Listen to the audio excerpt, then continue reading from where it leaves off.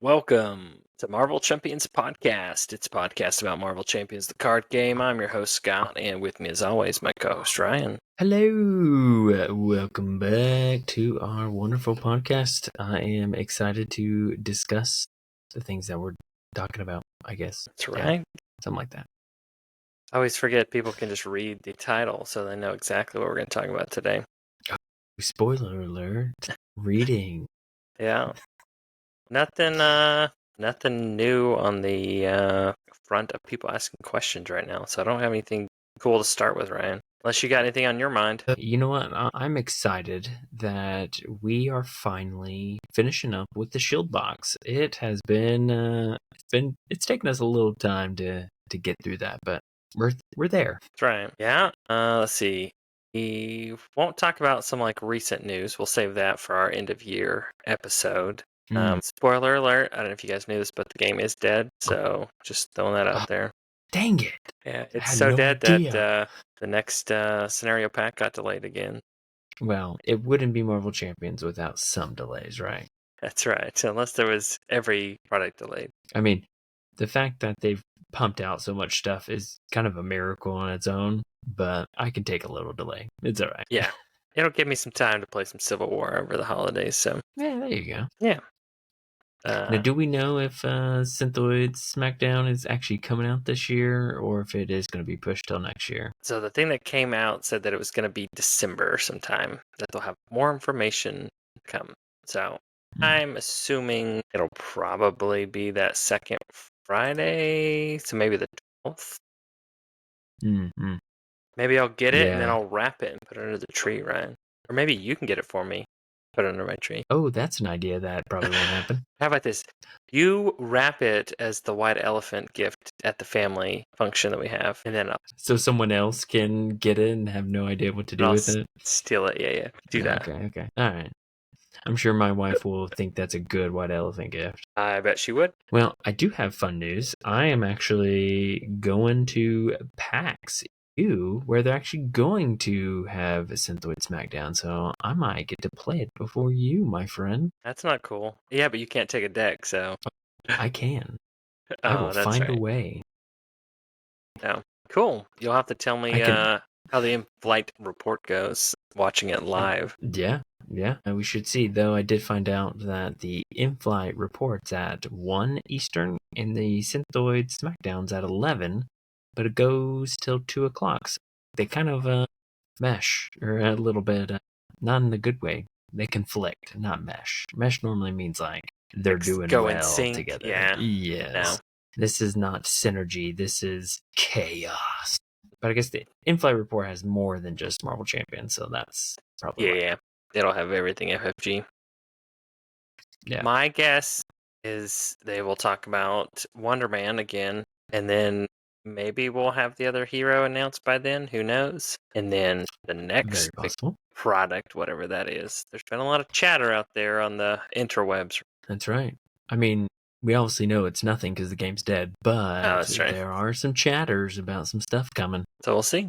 All right. Enough about the future. Let's talk about the past. Talk about Days of Future. No, wrong one. Shield. Mr. Baron Zemo. Okay. Yeah, so we finally get to a final boss of a box.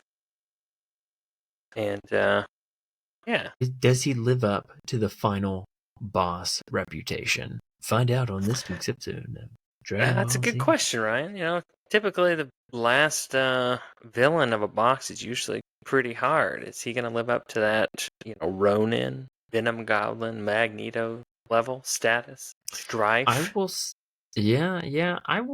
would say that he probably is the hardest out of the box. I think he does a pretty decent job of keeping you in check. He's got some decent attack. He loves thwarting, and he's got some other little knickknacks to throw you off in this one. I say we just kind of jump right in here. Obviously, he's stabbing things with swords and jumping around. Yeah, true. There we go. So the big question is, what do you think of his hero? He's pretty beefy. starting off Well, he's a villain. On just standard. What did I Just throwing say, that out hero? there. Yeah, you Depends on who you talk to. Yeah. Let's see. A 3 scheme 2 attack. That is pretty crazy. He does have that set hit points that we've seen in this box already. 12 hit points. Yep. When Baron Zemo would be defeated, reset his hit points. 12 instead, remove counters from among board members. I'm sure we're going to talk about that a little more. That has to do with kind of his scenario specifically, but also kind of over the campaign. So you do get rewarded, but just for that one little thing. So now, is he the only, or at least the first 5th villain that has the whole reset hit points?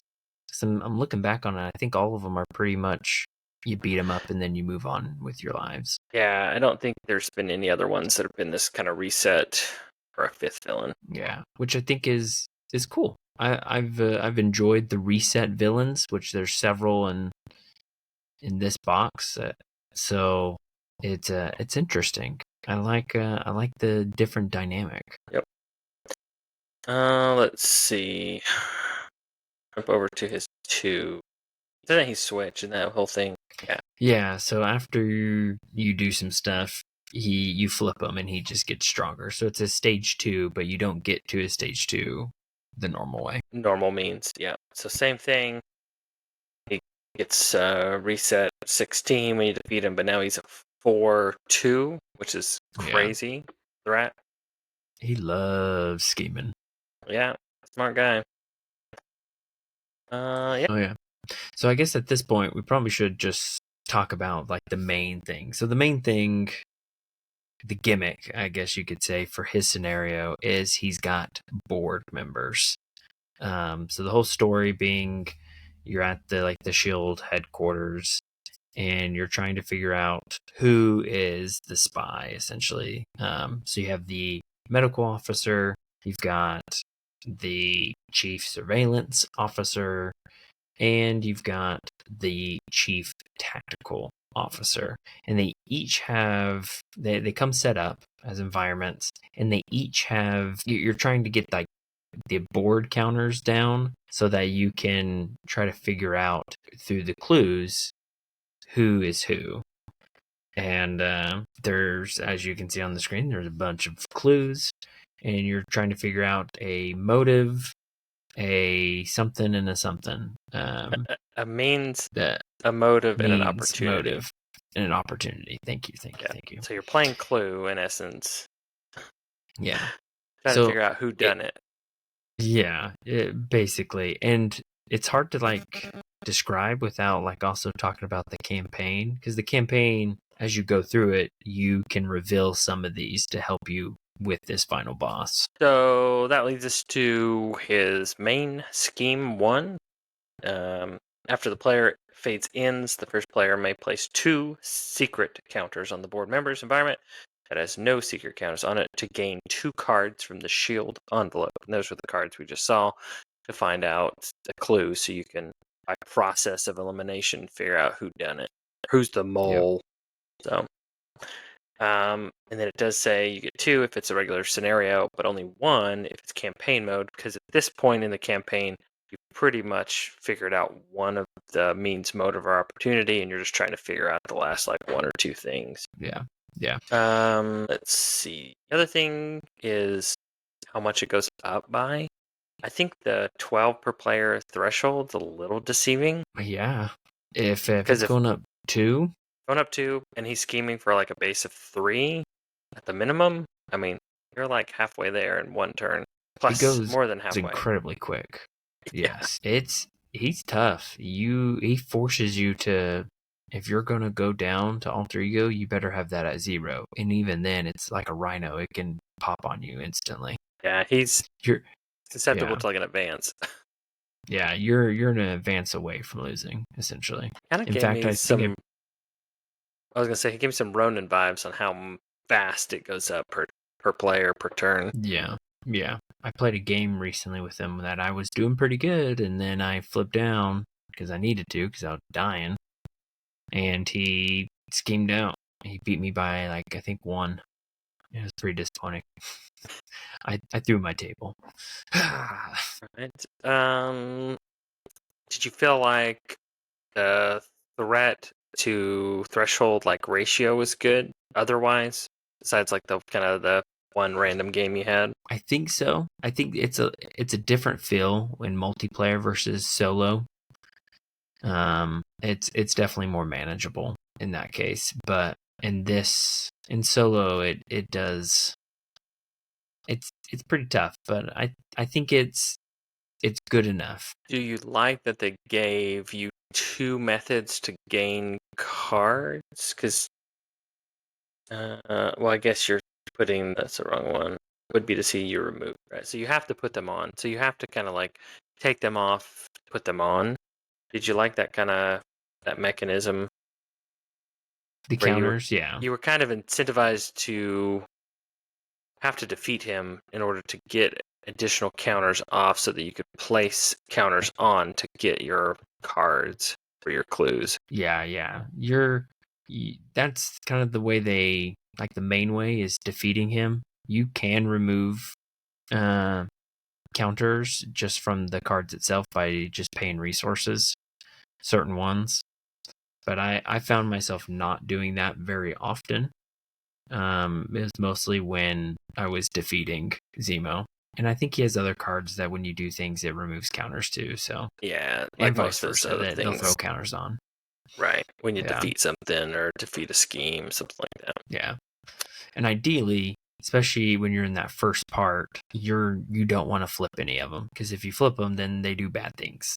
So We won't get to the accusation quite yet, but did you feel like you were kind of spinning your wheels to try and just keep getting cards over and over and over again? yeah, I do think I think there has to be like you have to separate yourself. When you're in the campaign, it feels more like part of the story, and so I didn't mind it as much.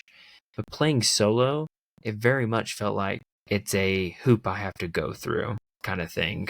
I know that I can get to.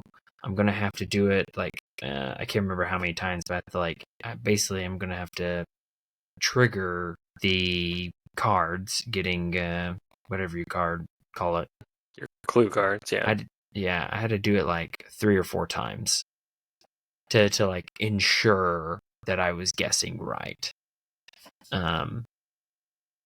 So it just kind of was like, I just got to go through these steps to do it. And it didn't quite have that like accusation. Like there was no guessing. It was just, at that point I was just collecting the cards, and then I was like, well, I got all the cards, so I technically know what it is. And then I moved on. So you are kind of forced to play so many rounds, hypothetically. I mean, I guess you could just guess who You did could it. just guess and just go for it. I mean, But I mean, with like most things, Marvel Champions, you kind of want to have a little bit of setup, at least a round or two. I guess if you were like a pure rush player, guess not. yeah, this one does have like a way to stop pure rush. You could, but it's going to significantly mess you up. Yeah, because if you guess wrong, I'm pretty sure there's like you flip the card. He gets that all the time. He gets the one who's the traitor, anyways. So I believe so. Yeah. yeah. So it could be bad. Yeah, It could be real bad. Yeah, it does several things. I personally have not guessed wrong, so I can't remember exactly what the bad thing is. Well, here you go. You make a guess. Don't have the accusation, page 19 of the rule book. I don't have that in front of me. So let's see.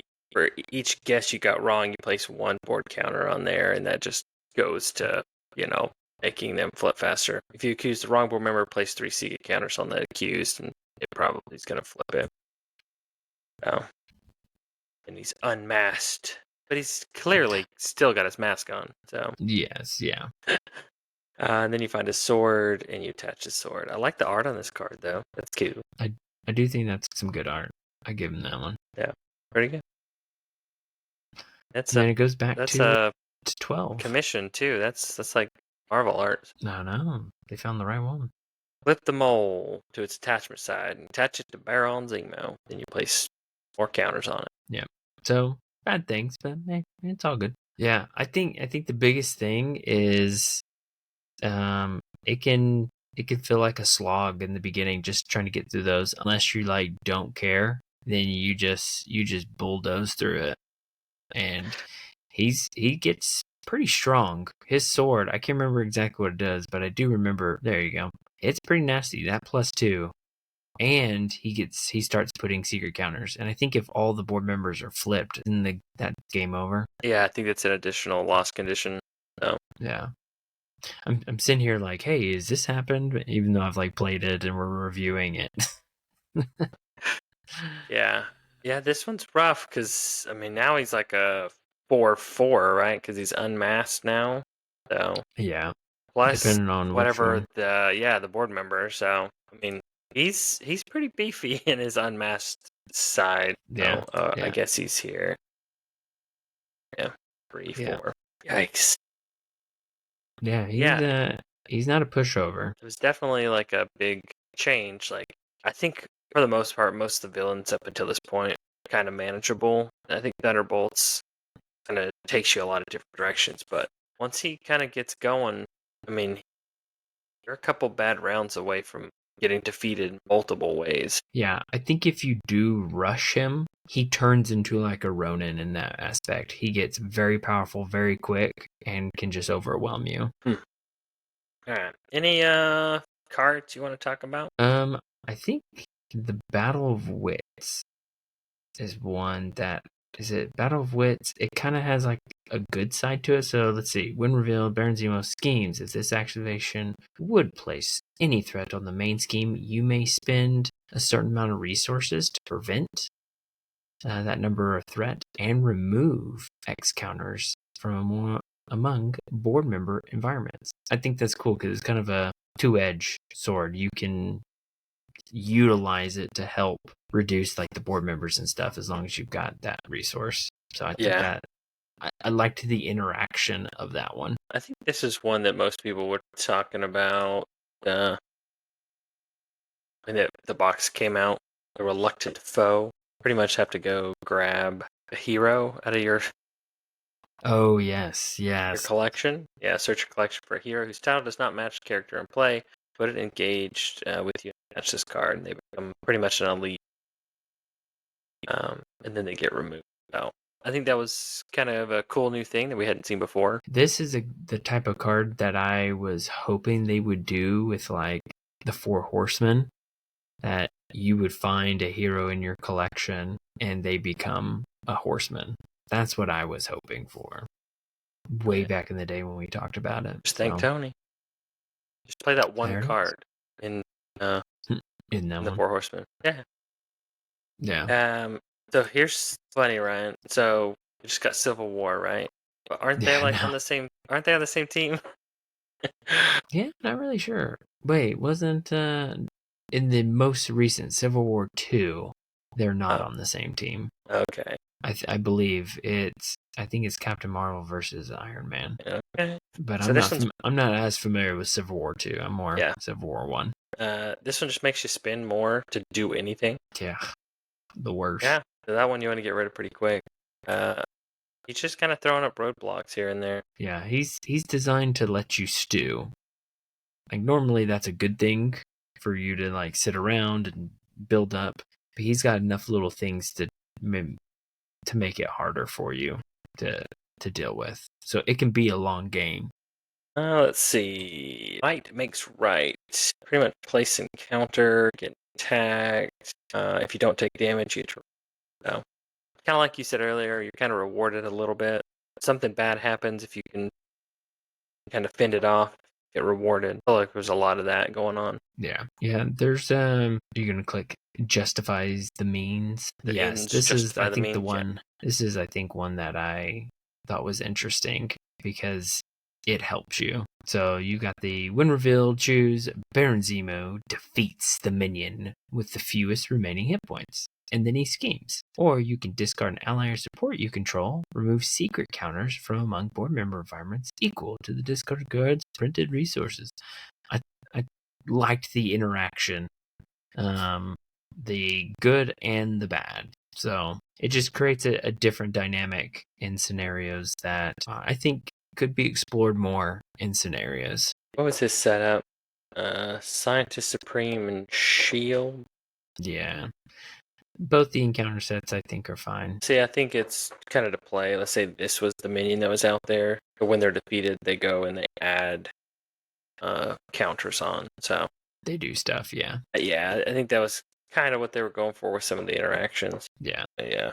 So yeah, I think overall it makes it sound like it's a very puzzly scenario in like face value, but it really isn't a puzzly scenario. It's very much of like you just have to get these counters removed so then you can put more on and gain cards and then move on. So what do you think are the keys to like winning a Baron Zemo game, right? Oh, I think a more rounded character is probably prime for this. You're going to need to thwart because it's just going to go up too fast. And then if you're not able to either heal or reduce damage, you're going to have to flip down, which is going to put you in a tough spot. So more rounded characters when you're at lower play counts is what you're needing. Higher play counts, I think there can be some more variety. So I would say rounded if you're at lower numbers is a key for this one.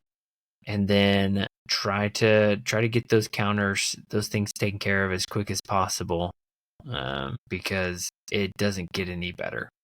Yeah, I think for me, if you can status card them, that can help, especially in lower player counts. They just become more valuable. That's true. And then, like you said, I think if you're trying to deal with those counters on the board members, just kind of making sure they're in a good spot so you don't accidentally kind of surge into, bad combo and make you lose one of them pretty quick. Yeah, I think it's similar to Batroc in that way, that you want to keep those alerts down, or it can pop on you randomly. It's the same thing for him. You want to try to keep those counters down. Don't play too risky, because then you're just asking for trouble. So, but I do agree with you. I think status cards are a big one for this one. Yeah. Tufts, and I don't think he has a lot of piercing. I don't think his sword gives him piercing. So Nope. Tufts are a good one with him. I think chump blocking actually is pretty solid. Strategy. I'm not a big fan of chump blocking, but Marvel chumps. I guess undermine support would be the only chump block kind of block there. So yes, but yeah. even then, you're just having to pay a resource. Yeah. Yeah. Oh no, sorry. Which can be costly. Divided loyalty. Sorry, that's the one I was talking about. Divided loyalty. No, to defend with an ally. Yeah. This one just makes everything expensive, I think, to pay for. Yeah. Yep. Ready as support. Ew. No. Yeah. So chump blocking, status cards, that tried and true method he's a little susceptible to. But I think that's fine. If you're playing expert, he does get steady. On his second, his B2. So yeah, I think Miles Morales would probably be a solid hero for this one. Yeah. Hey, thematic, right? Infiltrated shield. He's a shield character. I have two questions for you. So, is purple spandex really the best choice? And yes. How does he bend over with such a large belt buckle? It's perspective. It's perspective. It's not that big. All right. I mean, because I know when I've worn like a big fancy dinner plate belt buckle, it can dig in to your belly there if you kind of bend over or sit weird. I know what you mean. I've experienced that. Maybe it's got like, you can't see it. It looks like a solid piece, but maybe there's like little cuts, so it kind of folds a little bit. All right. That's something you'll need to ask him. And my next question is, he's like covered from head to toe. Do you think he burns really bad when he's out in the sun? I'm guessing he's got like some special fabric that wicks away all the heat. Keeps him nice and cool in the hot summer days. Right. I'm not really sure how he breathes, so. One final question. Do you really think that shoving your sword into like the like control panel is like the best way to like disrupt stuff? Very possibly, though you have to give him an A for effort because it looks like he's jumping epically to stab a sword in a computer. I noticed that too. Like, where is he jumping from? Did he just like hop? Was that what he did? Yeah, maybe he was on the other side and he just like did a flip and he's coming down. Okay. Okay, I can see that. It looks very epic. So yeah. All right. Good stuff. Okay, so now we got to talk about it. Let's do some thoughts. All right. Baron Zemo, Scott. I going first. Do you think is he the fifth villain that the box needed, or is it the one that we deserve, or whatever that phrase is? I liked Baron Zemo. I thought he was definitely unique. Playing this whole game of Clue was definitely something new that they introduced. Trying to like figure out who the mole was. It kind of added an additional lost condition. He himself is pretty beefy. I think the pacing of the threat really. This isn't like a slow game. Like it's always going with this one. You're always having to like deal with threat. If not, you're just kind of spinning out of control. I could feel the pressure with this one, which was a good thing. I like that. He hits hard, but like he said, he is susceptible to some chump blocking, and he is susceptible to statuses. So there are ways to kind of game him and prep for him. I guess would really be the more stronger thing to do is kind of just prep your deck to focus on a few key things and be ready to spend some resources on those board member tokens. Yeah, I think the biggest thing for me is even though he really doesn't play different, he feels different campaign versus just playing them as a standalone. It's a different dynamic. I think the biggest dynamic, the reason why it feels so different is the way his scenario is with those evidence cards. It feels like you're building up to it in the campaign, so it feels like a payoff rather than when you play it, you're just, like I was saying earlier, it's kind of like, well, I just got to get these cards so I can move on. And then the second part that adds to it is the chart to guess is like part of the campaign log. So you kind of have to have that part to even play. So it just kind of feels weird in that way. But overall, I agree. I think he's a fun scenario. I enjoyed playing him as the fifth villain, and I would totally play him again. Well, I have played him again, but I would be okay if like people were sitting down like, hey, who are we going to play? And someone said Baron, I'd be like, okay, let's do it. I would not be, not Baron.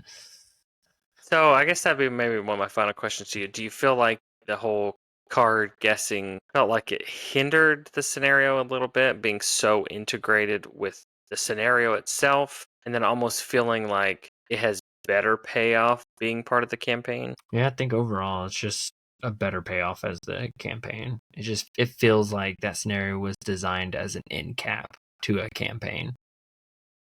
Okay, I see what you're saying. It's almost like it was designed for the campaign rather than designed as a villain itself. I don't know if that makes it. Yeah. No, difference. that's what I was gonna say. Is it's not like I could literally pull Magneto out and play him, and no one would ever know that he was part of a campaign box, right? Yes.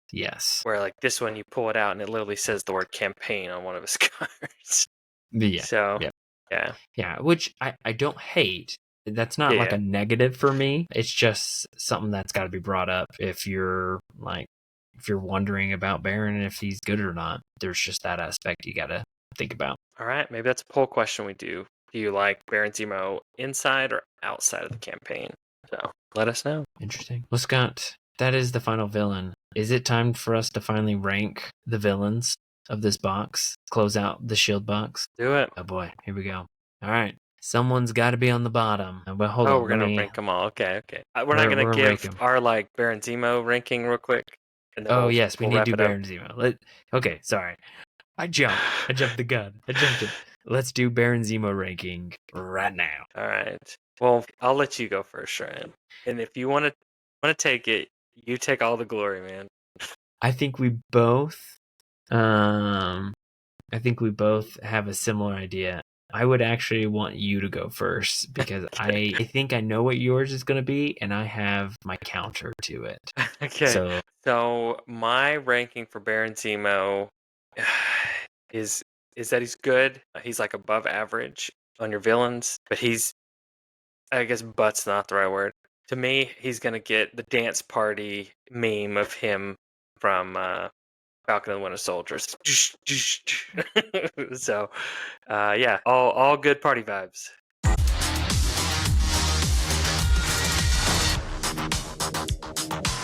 For Baron Zemo. You're inserting that, right? Oh, of course I am. Yeah.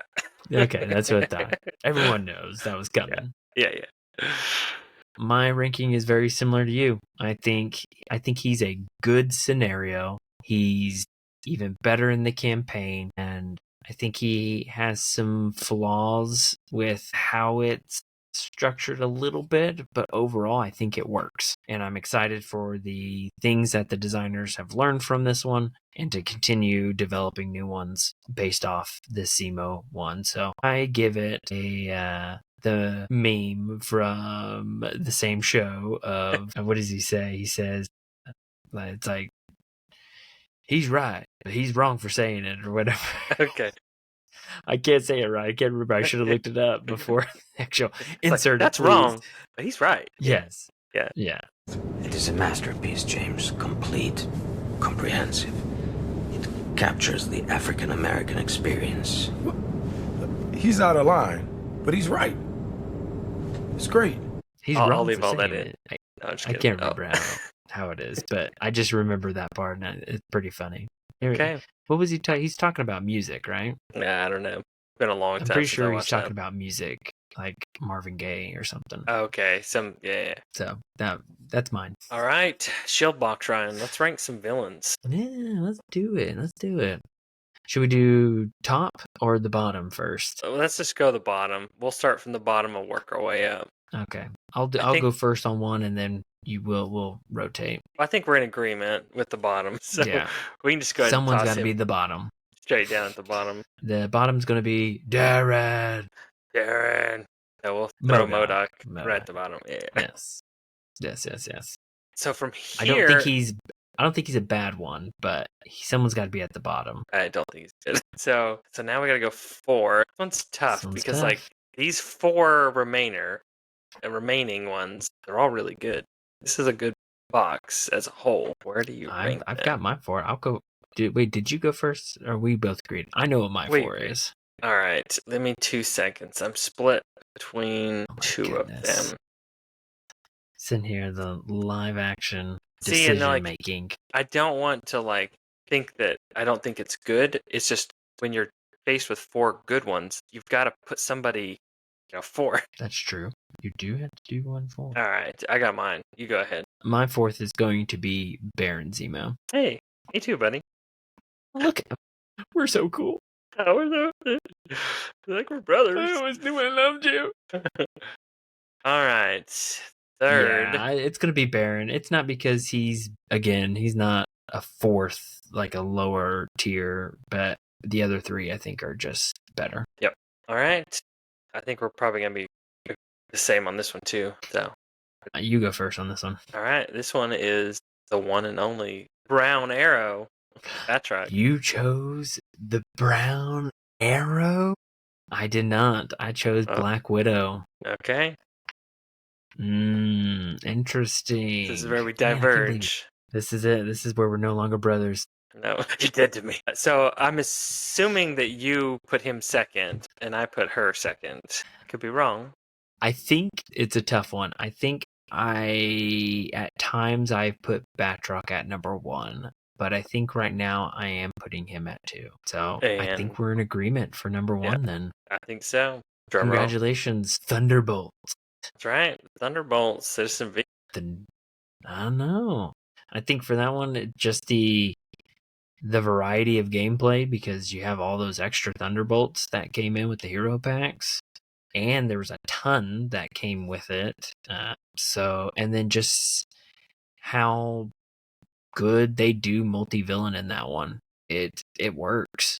and it just creates a lot of different dynamics. And I've had some fun games of that one, so that's why it sticks out as number one for me. Same. Excellent. There you go. Finally, we have done it. We have finished S.H.I.E.L.D. months and months and months later. Everyone's way past it by now. Now we got to do Civil War, right? We have a couple heroes still to do, but we'll get there. Yeah, so we've got 2 heroes. We got Falcon, Winter Soldier to do. We got to do Trickster Takeover. Oh, yeah? And then we've got Civil War. So we've got a lot to do. So we're going to have to pump these out, people. Maybe we'll do Trickster's Takeover as a solid 1 episode. A one-shot? A 1-shot. Speaking of one-shots, they've started doing one-shots again. That's cool. Yep. Maybe that's what they had to do for all the shipping delays, right? Everything's delayed, so let's give the people what stuff. they want. Give them stuff. Maybe they'll forget. Keeps them busy over here. All right. We want to hear what you think about Baron Zemo. Is he fourth villain of the box, or is he higher for you? What do you like or dislike about him? We'd love to hear your thoughts and reach out to us at marvelchampions@gmail.com. Leave a comment. Right. Reach out to us. Talk some chumps. Other things, all the things. Hey, and I'll have to say, after MCDC, I've been trying to be more interactive with the Discord. I work, and so it's hard to be active on Discord, but I'm trying. So if you see me, say hello. Right. I think I put our stuff down in the comment or in the description. Always. Maybe. Add us or whatever. Who knows? Yep. Nah. Cool beans. Well, if you want to go from a chump to a champ, listen to the Marvel Chumpions podcast. Thanks. Take care.